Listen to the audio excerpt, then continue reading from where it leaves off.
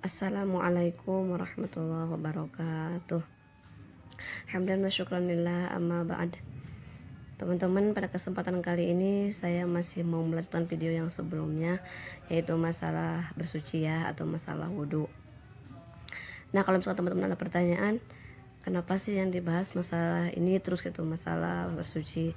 Karena ada keterangan iza dhaharul bida wa saqatal alimu fahuwa kasyaitonil akhros, yang artinya di mana-mana jelas atau di mana-mana terlihat kesalahan dan kita atau saya itu diam, maka saya disamain dengan setan yang tuli.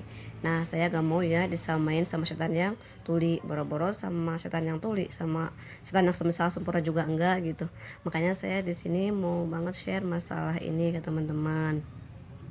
Nah, semisal contoh kayak banyak sekali ya, saya masih ngelihat ke para akhwat semua gitu, kalau berwudunya masih pakai hijab gitu. Jadi kayak diusap-usap aja gitu, membasuh wajahnya. Padahal kan harusnya membasuh ya, bukan diusap, harusnya gosala. Namanya gosala itu jirianul ma'i binapsihi, yaitu biar berjalannya air dengan sendirinya. Jadi biarkan air berjalan dulu dengan sendirinya, udah gitu kita ratain ke anggota wajah kita atau anggota wudhu kita yang harus dibasuh dalam berwudhu. Nah, itu diantaranya. Atau semisal contoh kayak sering juga saya ngeliat kayak membasuh tangannya sepotong tangan aja gitu, padahal kan harusnya dari ujung jari sampai ke siku batasan yang harus dibasuh dalam anggota wudhu dalam membasuh tangan gitu. Atau semisal lagi contoh kayak saya mesti melihat juga para akhwat yang masih kalau lagi sholat ya, lagi bersujud, kakinya kelihatan gitu. Jadi kayak mau itu jarinya aja, mau itu sepotong kaki atau dari kaki sampai mata kaki gitu, jadi masih kelihatan gitu. Nah, jadi saya itu nggak bisa secara langsung ngasih tahu gitu ke teman-teman semua, jadi belum berani untuk ngasih tahu. Nah, padahal kan itu jelas terlihat suatu kesalahan, dan kalau misalkan itu saya nggak ngasih tahu baik-baik, saya itu nanti disamain dengan setan yang tuli. Nah, itu makanya saya di sini mau jelasin ini, karena saya memang nggak mau disamain sama setan yang tuli gitu. Jadi nggak ada sayangnya saya share masalah ini ke teman-teman.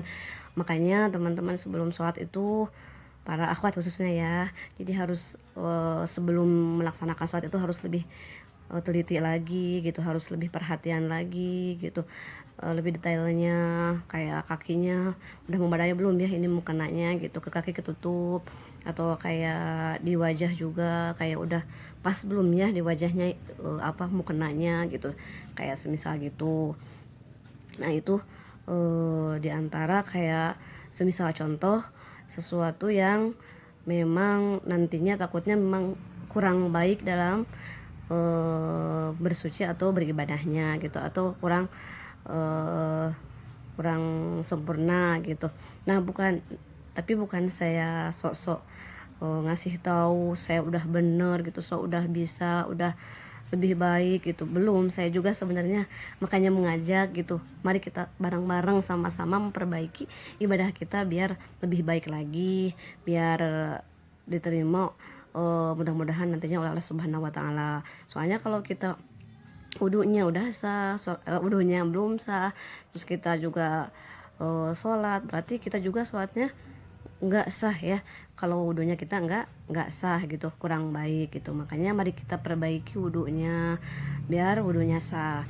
Kalau wudhunya udah sah, insya Allah sholatnya juga nanti sah gitu. Jadi semoga diterima oleh Allah Subhanahu Wa Taala. Gitu sih intinya. Jadi kewajiban mungkin udah pada tahu ya, dalam berwudu itu semuanya ada 6. Yang pertama niat, yang kedua membasuh wajah, dan batasannya udah tahu ya, batasan basuh wajah itu udah saya jelaskan sebelumnya. Dan ada tambahan juga untuk para perempuan, para akhwat.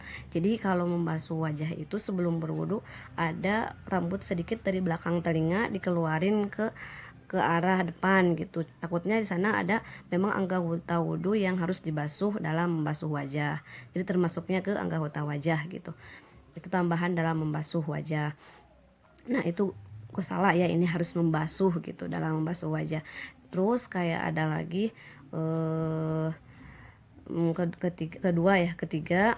ketiga yaitu membasuh tangan sampai sikunya. Keempat, mengusap sedikit bagian dari kepala. Yang kelima, membasuh kaki sampai mata kaki. Dan yang keenam, tartib.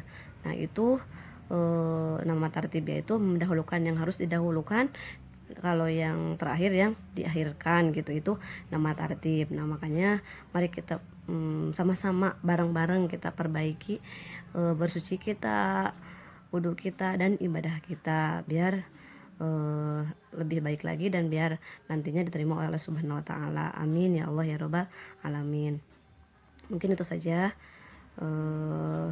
penjelasan saya kali ini, semoga bermanfaat. Kalau misalkan ini merasa bermanfaat, boleh subscribe, komen, like, dan bagikan ke teman-teman sosial media yang kalian punya. Terima kasih. Wassalamualaikum warahmatullahi wabarakatuh.